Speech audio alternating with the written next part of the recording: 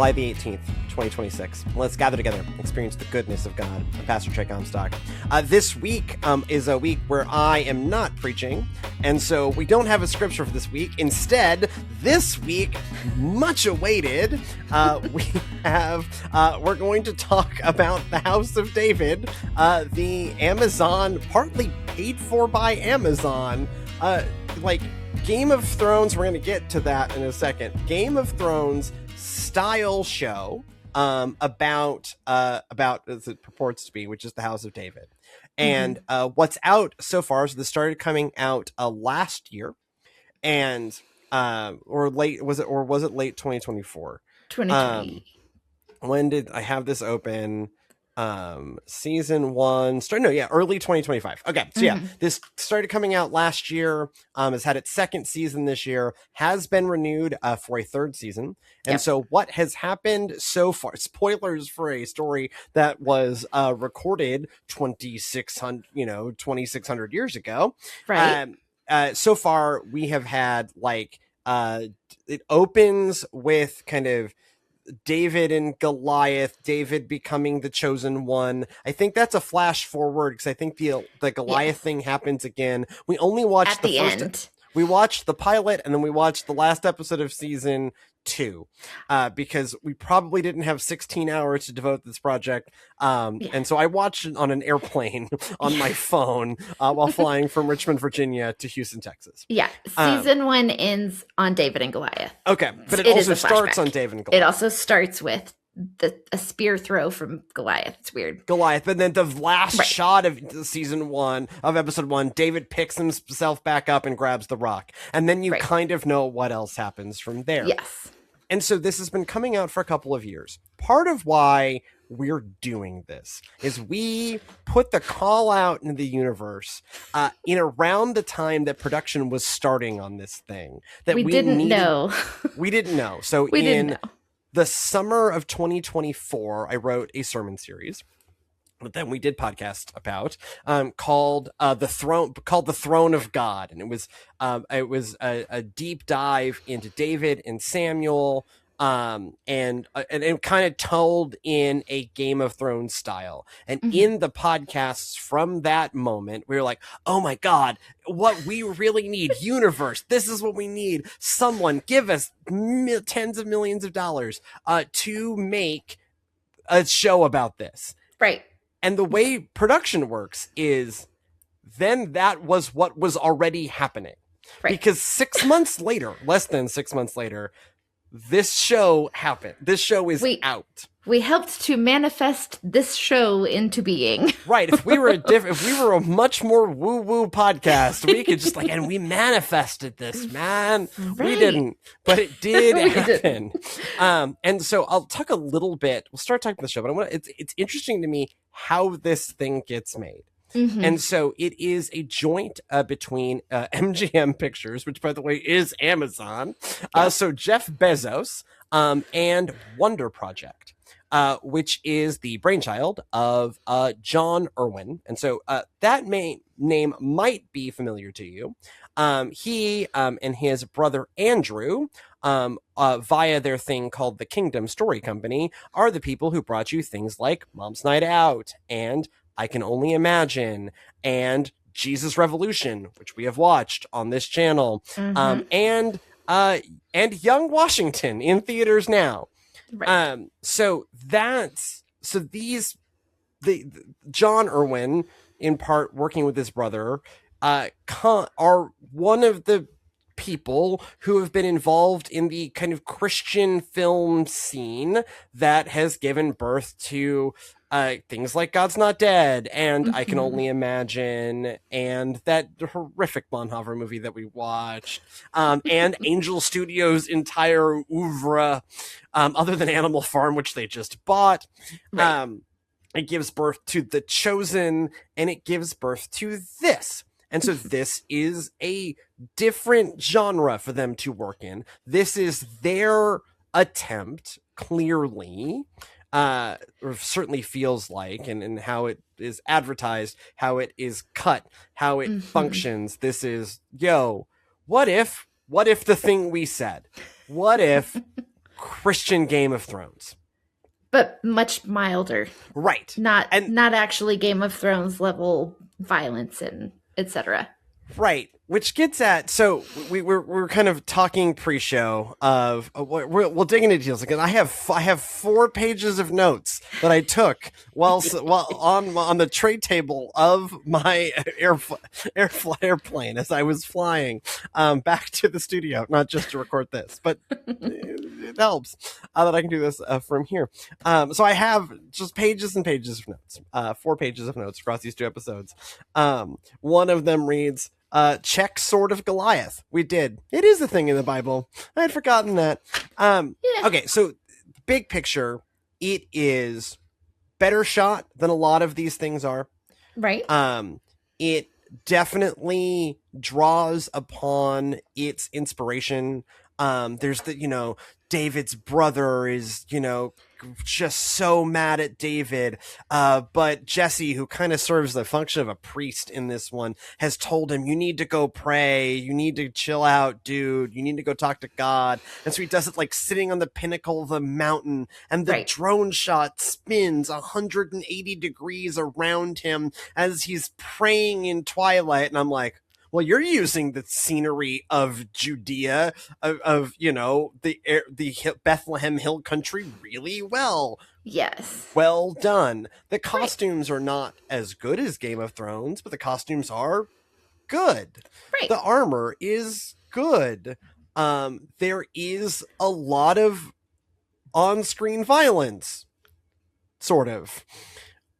Or slightly off screen, but yes. Or slightly off screen. And there's a lot of like the political machinations, and you want to hear dun dun dun dun dun dun, and like like you see the clockwork of this prince who's like kind of a bro is using that, and like, oh, and now this kingdom's rising up, and you see the like intercourt machinations. In fact, that's why there's so many episodes. It's why like you get like really into the court drama of it all, and they're like, and the throne is a character, and there's all this dialogue about I think it's the throne, this throne is evil. No, it's not the throne, it's the people who sit on. No, I think the throne is poison. And so even like the throne and shots from the back of the throne and building the throne bigger, all of like, again, what's happening on screen is rated R stuff.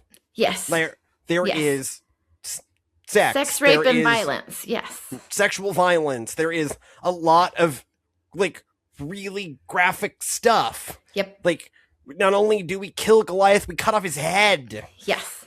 Right. Which they do show in that final episode, just off screen, right? Like, but it has like it is trying to do Game of Thrones, but also in some ways uphold the Greek unity of all really horrific violence happens off stage, because in Greek times you didn't have technology to do that, but like we do.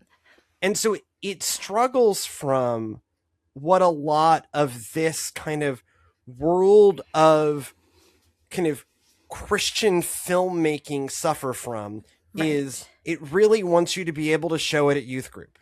Yes. It's what if The Chosen, but Old Testament.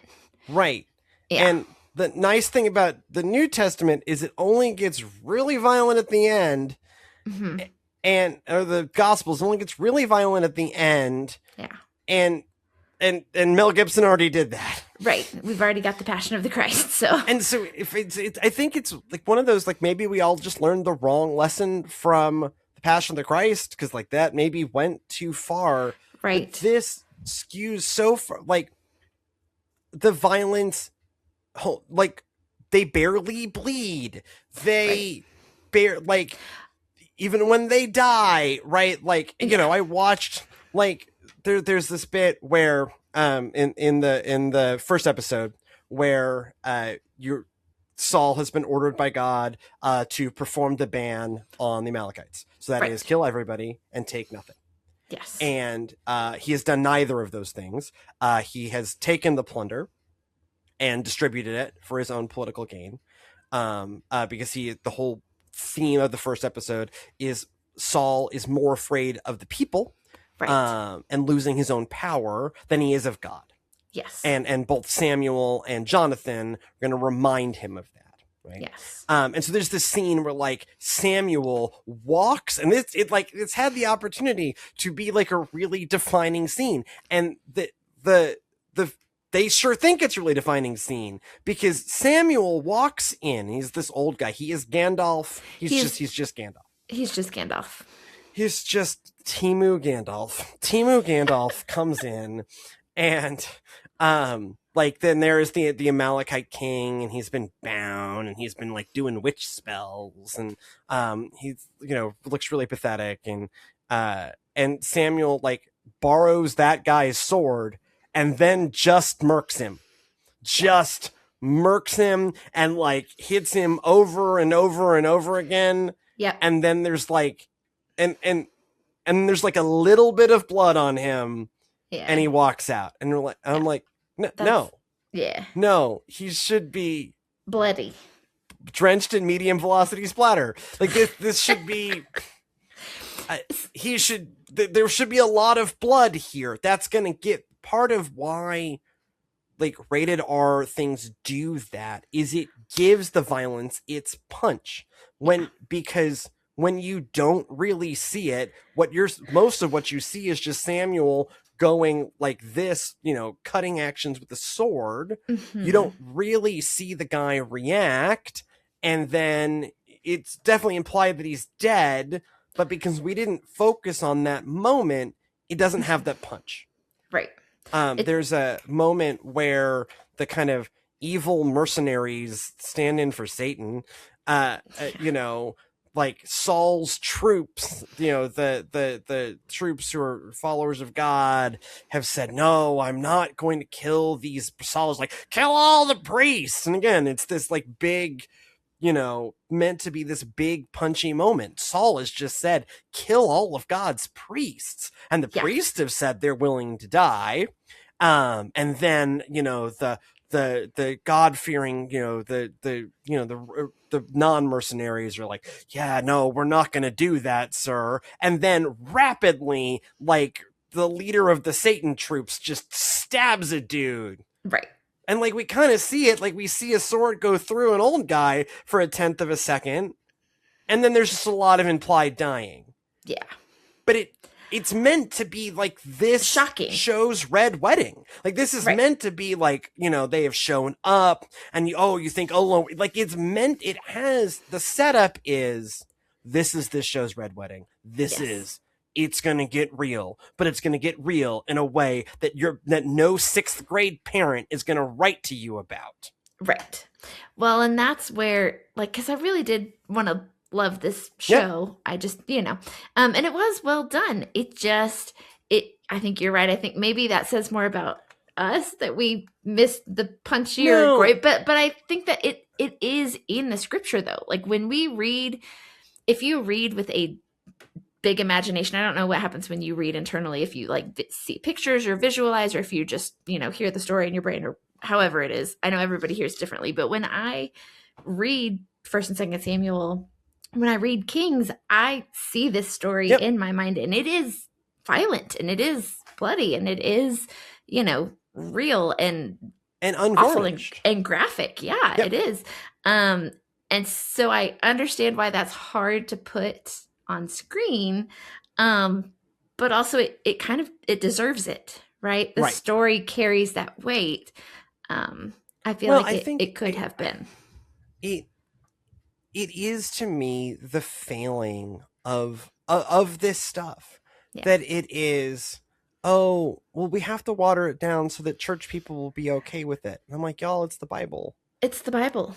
It's the Bible. Yeah. And in some ways, this dovetails well what we were talking about last week of like, Jacobs doesn't have to be a role model. Right. And this is about like 1st and 2nd Samuel and 1st and 2nd Kings are about the highly violent political machinations. Lots of people die. Lots of people die in really graphic ways. Yes. We have a young man kill a dude with a rock and cut off his head. Yep. Right. And I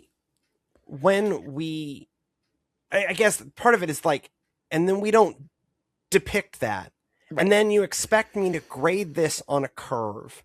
It's like the movie Jesus Revolution, which is a perfectly fine film. Fine movie, but the yeah. acting is, I mean, it's better than God's Not Dead. It's better than Fireproof, and we've improved in the 20 years we've been at this experiment of what if cinema but Christian. But Christian, yeah. And at least at this point, most of these movies do not involve a major Christian band showing up at some point, although the David films don't. The David animated film doesn't manage that. They made it a musical. Like, it is, what on earth? But It's like, meant for I'm not kids. going to grade it on a curve. If you want to be Game of Thrones, be Game of Thrones. Right. But don't pull your punches. And again, if you're not going to have, and maybe Game of Thrones goes a little far, particularly with Probably the too graphic far. nudity, right? Like Yeah. I understand, but also like Christian, this can be for grown-ups. Yes. We can make things that don't show well at youth group. We can make things that don't show well at youth group. We can be like, oh my God, that was bloody. Yeah, no, it was bloody. Like, we just depict the killing of thousands of people. Yes. And we act like not watching media that depicts and reflects on violence is somehow part of Christianity. Is somehow part of what it means to be a Christian media consumer. And so we're not supposed to watch all that violent stuff. And we're not, and I get that, like, we're not supposed to watch all that stuff that promotes lust. Like I have bounds too, but I don't need to, as an adult, I can interpret that, like, this violence is graphic.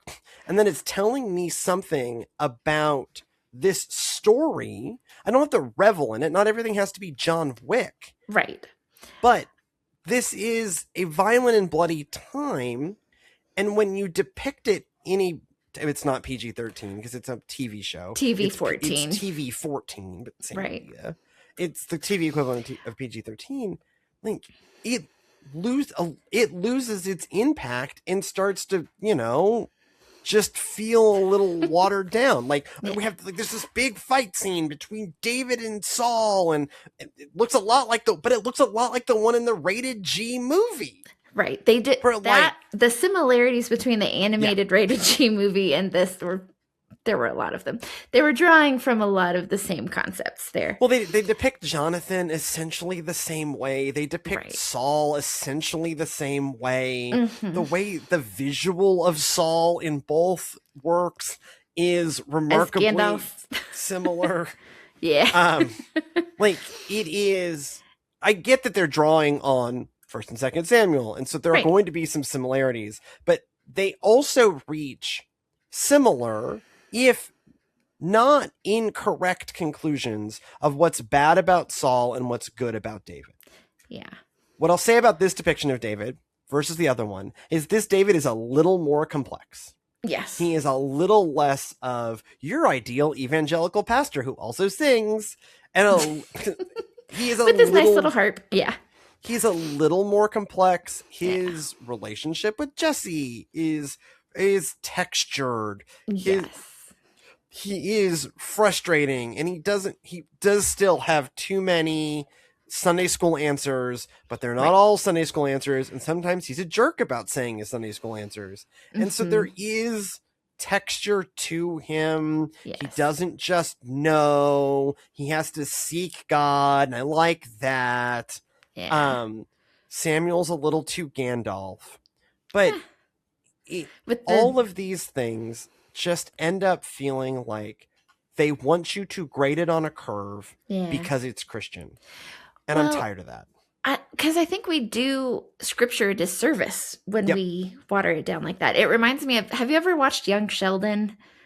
No. Okay. I'm only familiar with the original work. The Big Theory is fantastic. But so I've only seen a few episodes of Young Sheldon, but there's one where his mother decides that his comic books have got to go because he can't read those because they're too violent. And Sheldon looks at her and goes, well, I have another book that you should put in that box too. And he pulls out the Bible. Yeah. To his Bible thumping mom and goes, there's a lot of violence and gore and sex in this too, Mom. I'm like, yes, there is.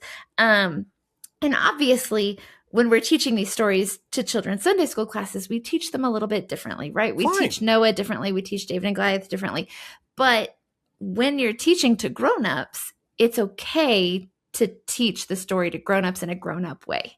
And it is okay for us to depict, if we're going to think about, like, let's pull people into there is a real story of faith that I think is not badly told here.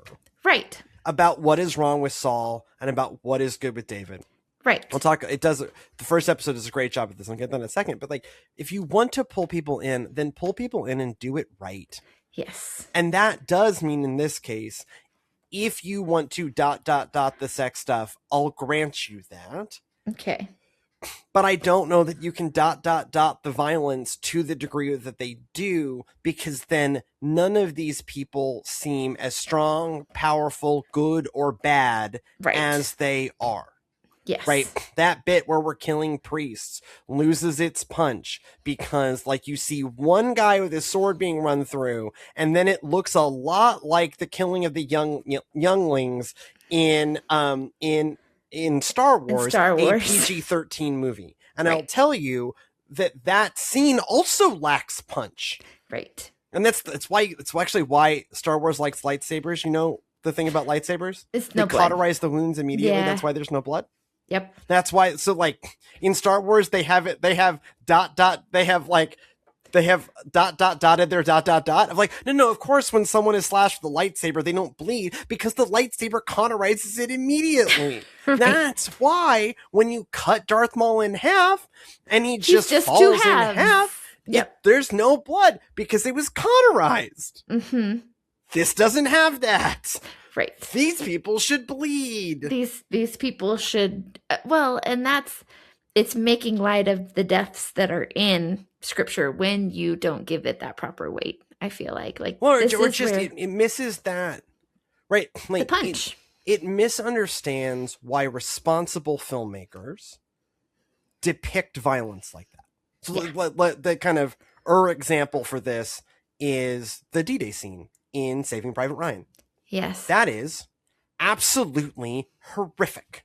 Yes. It's absolutely horrific what you see in that scene, because it is trying to explain to you, because it has the thesis statement of this film is like, oh my God, these brave people, this is what they did in the name of liberating Europe from the Nazis. Yes. And let us not as this starts to leave living memory and is now largely out of living memory, let us capture, to the degree that you can in 1998, what this with Steven Spielberg, a masterful filmmaker. Yes. Let's depict this so that we remember.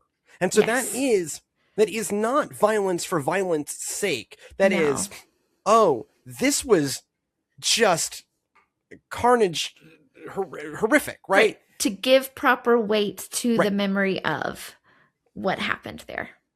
And, absolutely. And that, again, that's a rated R film that is not doing it to be like, hey, look at this, it's Slasher Town. Or, hey, look at this, these cousins are in a romantic relationship. I get it. George R. R. Martin's a strange fellow. But there is a way where you can make a very rated R thing, not with swearing. I don't need the swearing right now. I don't need that. That language isn't there. But to give the real weight to the story, that is there in the pages of Scripture. And so that you see the violence and horrific nature of what Saul has done. And you see the bravery and also David's capacity for violence. Yes. And because that's also essential, like, I think the intro to kind of start to get into episode one does this, like, with the narrator, does like a really great job of setting up the kind of first half of 1 Samuel. Like, it's really good. Of like, as Saul kept winning battles, the people loved him, and he loved the people. And he started to see that he started to think of it as his victories and not God's victories. And it does this like really good, subtle way, in a very similar way that the animated film does. Weird. It's like very interesting. It's like the same. But they set up this really great dichotomy. Like episode 1, if episode 1 was just a movie about the trouble, like they did 30 more minutes and it just ended fully with the Goliath scene and then that was it would actually be a remarkable piece of filmmaking, because it is well structured, it is well paced, it has a lot to cover, because it's not really the show is not really super interested in any of that stuff. Right. It's like there's like a season 0 that needed to happen, but instead they like got really clever and they set up who Saul is. They set up what's wrong with him. They set up Samuel. They set it all up, and you get this like picture of Saul. Great. And it raises that, like what we've talked about when we've talked about the two of them. Like the thing with Saul and David is not that one was a good commander and one was a bad commander. They were actually both really militarily successful. Both great commanders. Yeah. They also both lost important battles. They also both did things that God didn't want them to do. Yes. And so it starts to set up that parallel really well. And so for the first, I don't know, 2/3 of episode 1, until the lion showed up, I was like, oh, cool.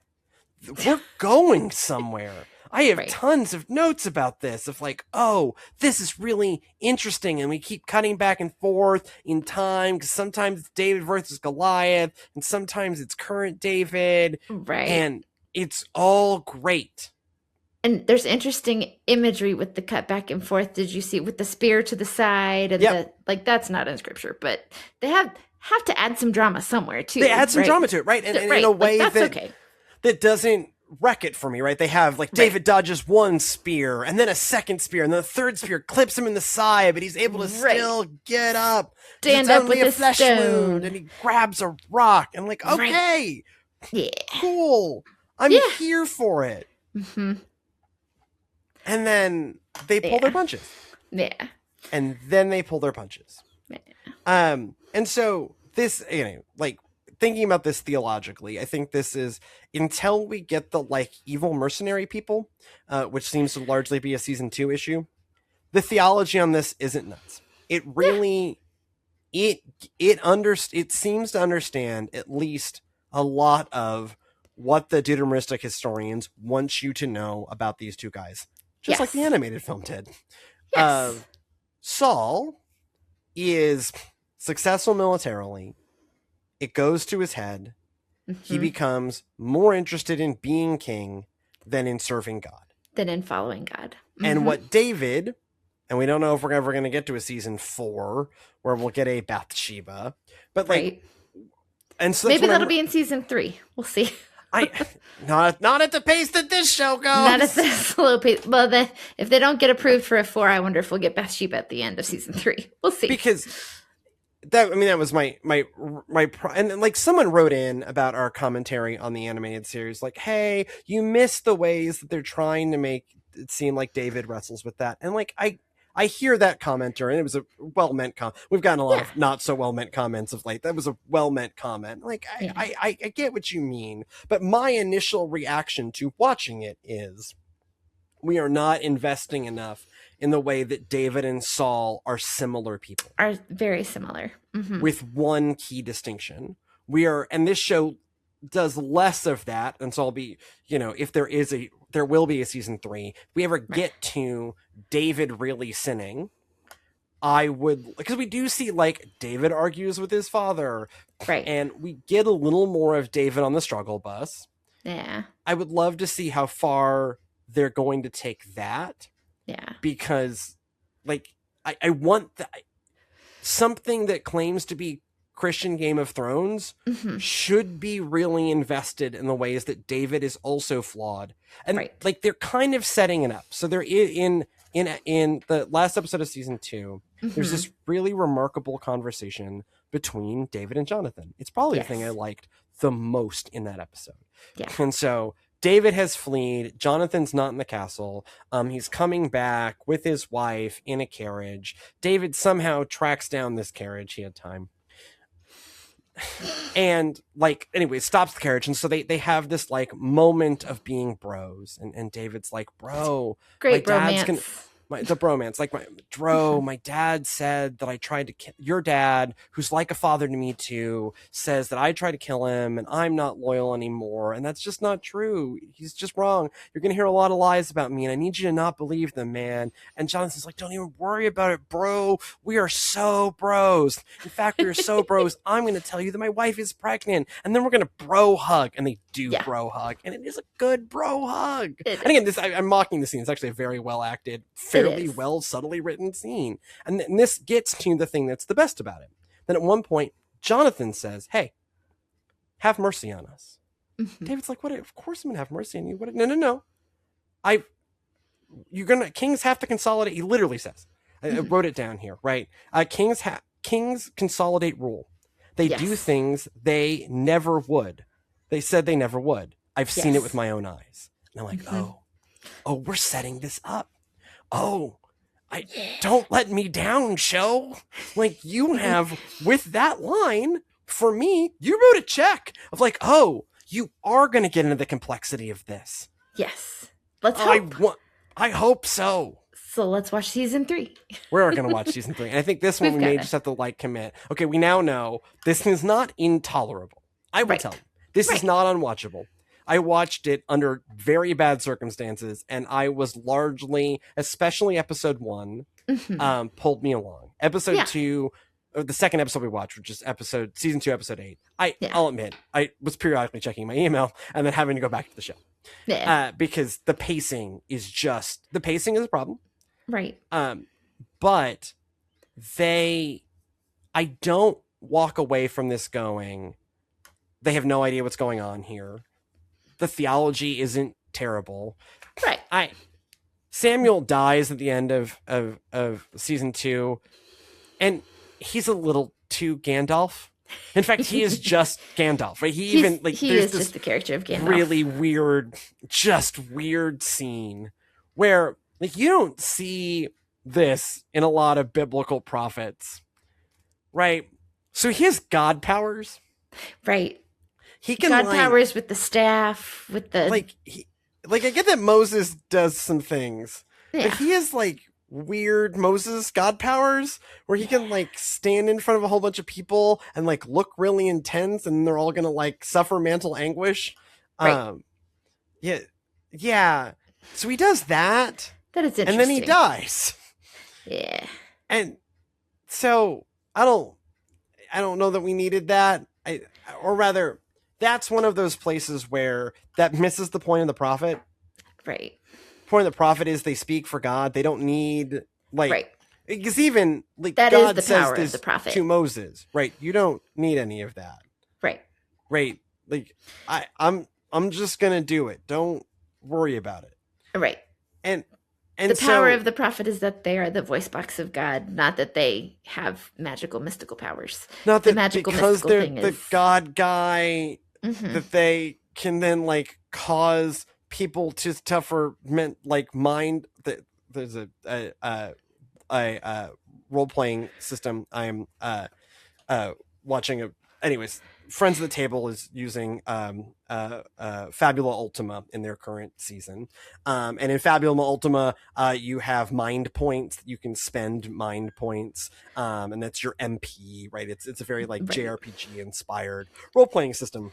Yeah. Seems really interesting, but it just seems like, oh, we've just drained everyone's MP, right? Like what Samuel has the attack that just doesn't necessarily affect your HP, but it hits you in your mind points in your MP. Yeah. Right? Like that just feels and I think that does legitimately just miss the point of the biblical prophet. Nah. It's God. That said, in the first episode, it's great. He kills a guy. No one will touch him. He walks in and just murks a dude while a thunderstorm is going on. I'm like, yes, the Canaanite storm god Yahweh. There it is. Great. That was good. Episode 1, the pilot of this show. Fabulous. Other than the lion thing, great.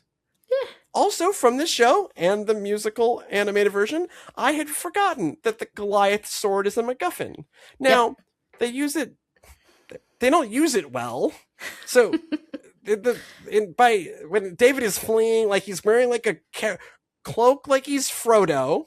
But then he has a sword that is too big for him, tied to the back of his Frodo. And like they keep putting like he holds the sword, and it's just bad casting. It just looks like a very small man with a very big sword. So like a hobbit with the sword. Like a hobbit with a normal human sword. Like they're trying to have like an Andoril for the Dúrdain thing happening. And I get your instinct. You want that. You are blending Game of Thrones in a PG-13 way, which is just Lord of the Rings, but Lord of the Rings still makes the violence better. Yeah.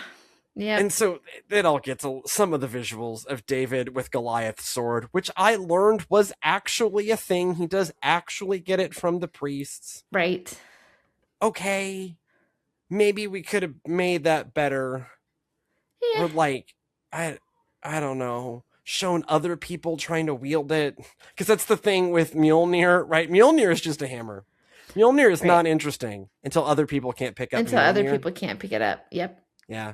Maybe we should have tried that, like somehow. I don't know. Only David can wield the sword of Goliath. It's a mess. It is. So we are going to watch, I think this is the two of us committing. We are going to watch season 3. I want to know, like, so in the episodes, like, what kept you watching, or did anything keep you watching other than there was a deadline we have to record? That's true. Well, it just, I don't know. It probably was. The first episode was good. The last episode, I was distracted by children very easily because it just didn't draw me in as much. But it could continue to be better in season 3. Some of the like interpersonal relationships, which I get, there's not a lot in scripture about all of the interpersonal relationships, like David and his mom. Suffer from the same problem. Right. David's mother, like all of that's written in because a lot of it's just sort of implied. Like we don't know the name of David's mother other than the wife of Jesse, right? Like, but that's just part of Hollywood. You have to fill in the script, right? But some of the interpersonal relationships, like I didn't love in the first season, like David and Jonathan's relationship. It does get resolved in the second season. But like I didn't love that they didn't have a bromance like until the second season. Like there was a weird jealousy. There's a weird jealousy arc. Like it just kind of, I don't know, didn't draw me in as much until as the first episode did, I guess. But in the first episode does set the fracture line between Jonathan and Saul. Yes. Which is really important. Where Jonathan is the one saying, yo, Saul, why did you take this spoils? We weren't supposed to do that. What are you doing? Right? It is Jonathan that when the border town has been attacked, the Philistines are coming. It is Jonathan who goes and like, you know, kneels with the little kid who's super traumatized and hands him a little food and takes him with them, and you know is the guy, the general guy from Mulan from he's General Shang. Yeah, he's just Shang he's just from Mulan. You want to know Jonathan's character is that he is going to make a man out of you. He is the support character that is going to make a man out of you. So anyways, before my cat decided to turn off my computer. So, okay. So you didn't love the, like, they needed to add arcs. You think they feel like they added an arc they didn't need? Yeah. I mean, that and just some of the other interpersonal relationship ones were kind of, I don't know, felt strained. Maybe could have been written a little bit better. But I think the main issue might have been what you pinpointed earlier, which was it just wasn't quite Game of Thrones weighted, right? Yep. Not like I don't necessarily need lots of blood and gore and etc., but there is a lot here, and I think that watering it down doesn't give enough weight to the story like it deserves.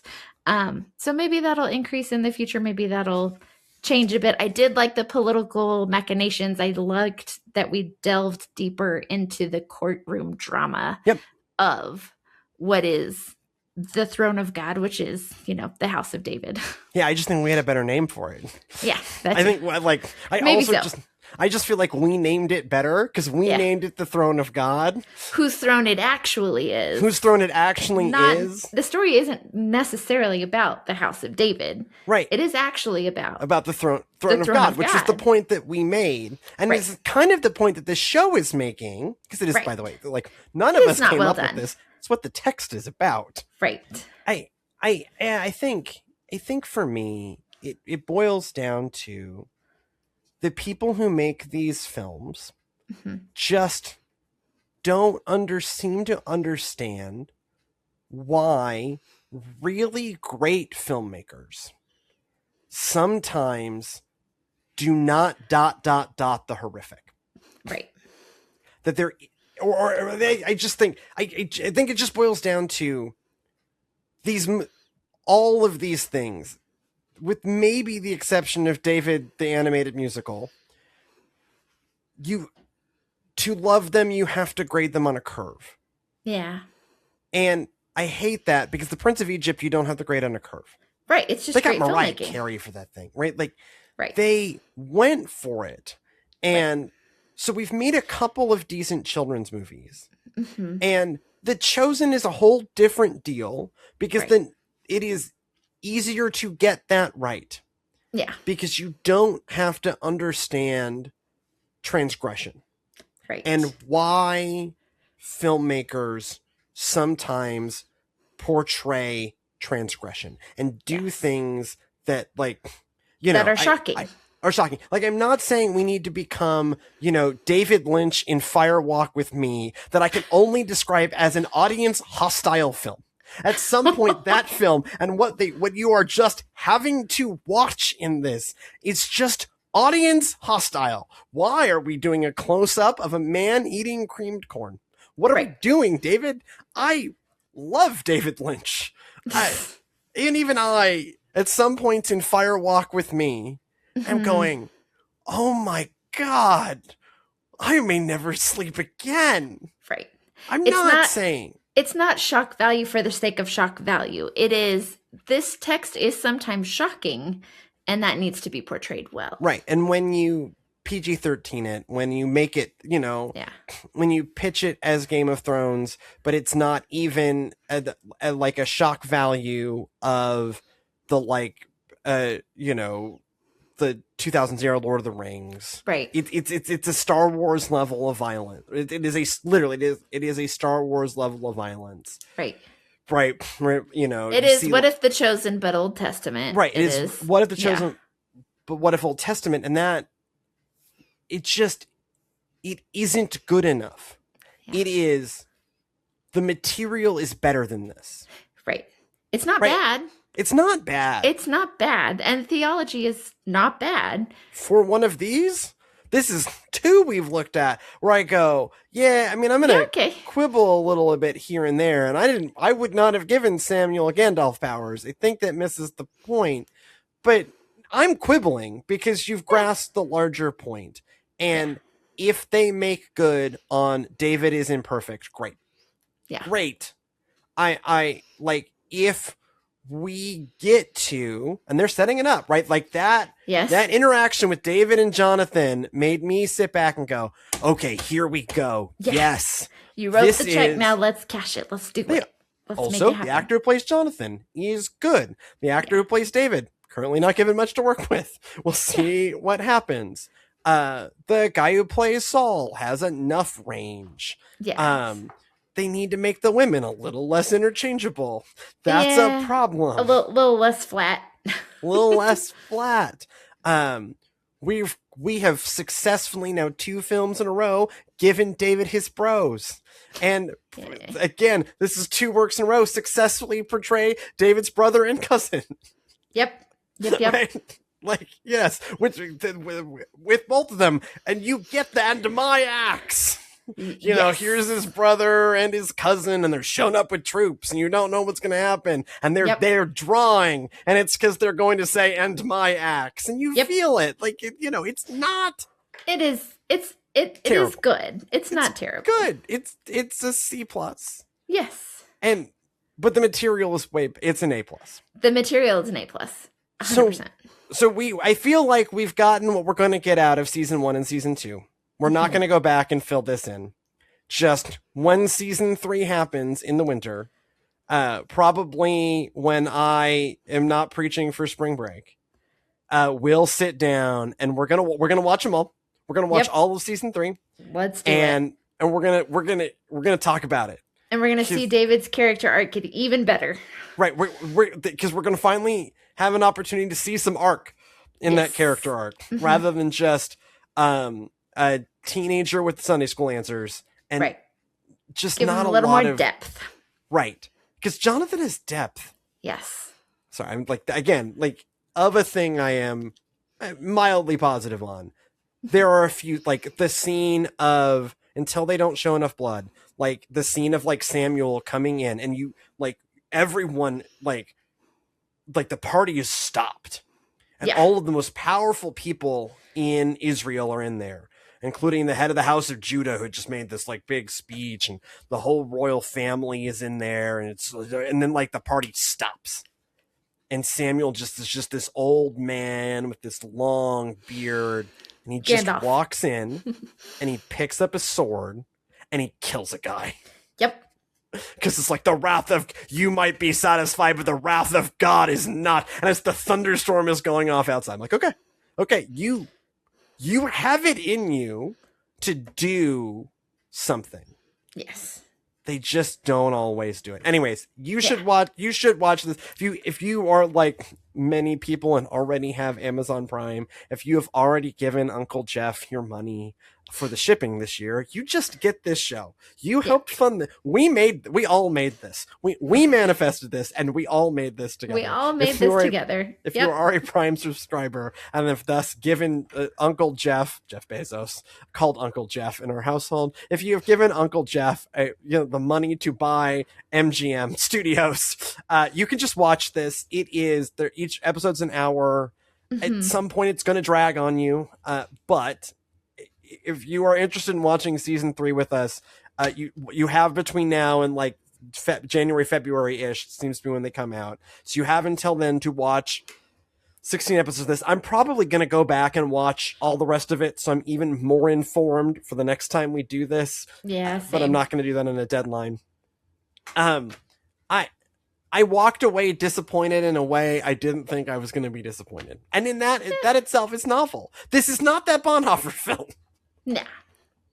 Like this is above that. This is probably below. If we're ranking the things we've watched by this particular group of people, by this in this general oeuvre, right? Like Bonhoeffer is the bottom. Yeah. Then comes Jesus Revolution, which is fine. Frasier does a lot in that. Next is this. Then is David the Animated. David the Animated is. I would still put that at the top. I'm still putting that at the top. It didn't need to be a musical. But it was what it intended to be. But it was what it set out to be and claimed to be, which was for children. And was for children. And there are still Disney movies I think it's better than. I think it's better than Anastasia, which I get is non-Disney. It's like, it's better than a lot of that like weird wants to be a Disney but isn't group of films from when we were growing up. It is better than that. Yeah. And that's not nothing. Anyways, if you have thoughts on this, email us, thegoodnessofgodpod@gmail.com. That is thegoodnessofgodpod@gmail.com. We are the Divine Prisons Co. We need your help, apparently paying for Amazon Prime, and also engineering a way that my cat does not turn off the PC in the middle of recording. Like, comment, subscribe, leave us 5-star reviews on Apple Podcasts, share something that we've made that you've found meaningful. We make a whole bunch of short form content to help facilitate exactly that. If you'd like to be financially involved in the work that we do, you can click the donate button by going to the divineprovisions.co, and there you will find it. If you want more of what we do, we sure make a lot of it. You can follow us at Divine Provisions Co. on Facebook, TikTok, Instagram, Blue Sky, and YouTube, and divineprovisions.co on the internet. Go in peace to love and serve the Lord. We'll see you next time.